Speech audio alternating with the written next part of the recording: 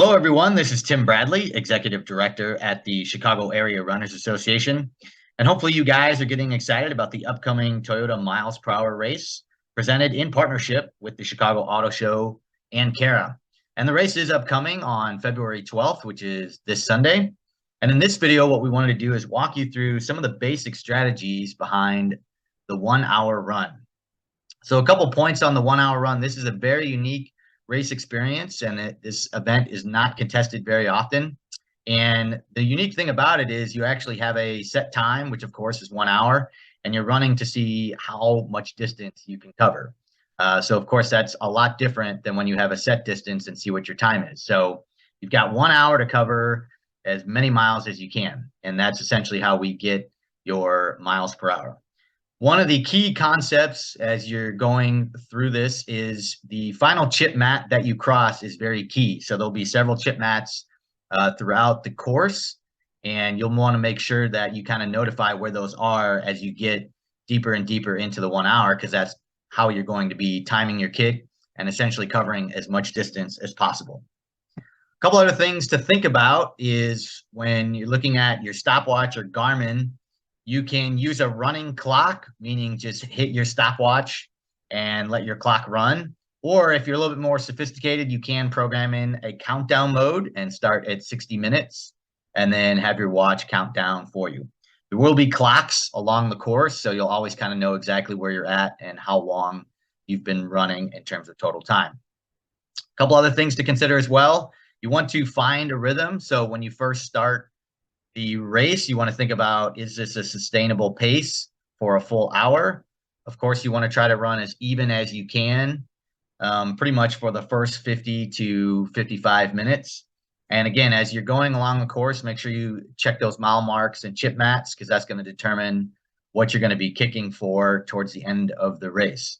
It is a 2.4 mile loop.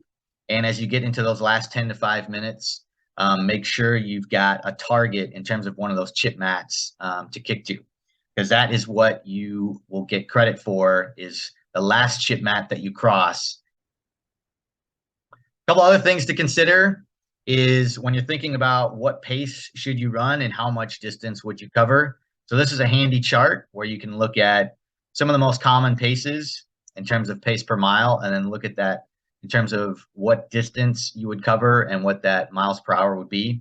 So starting off at 12-minute pace, you can see if you went 12-minute pace, you would cover 5 miles, and then you can take it down to 11, 10, all the way down to 5-minute pace, which if you could run 5-minute pace for the entire hour, you would cover 12 miles. So that's a very handy chart there as well.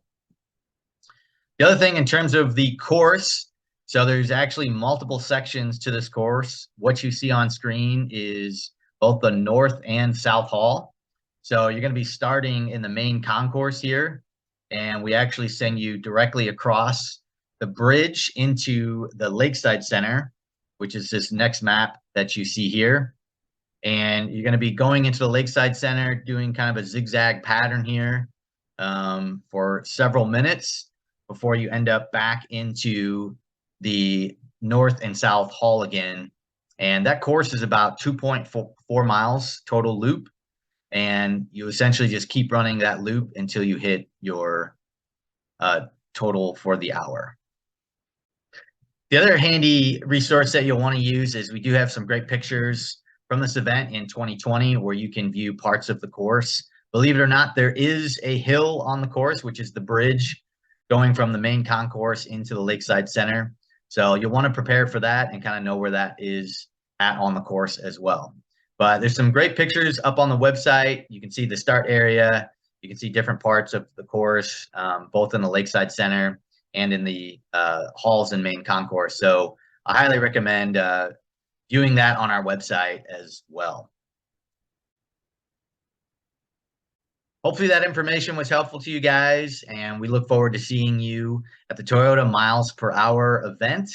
Registration is still open and will remain open until February 10th at 5 p.m. This is Tim Bradley of the Chicago Area Runners Association, and we look forward to seeing you February 12th at the Toyota Miles Per Hour.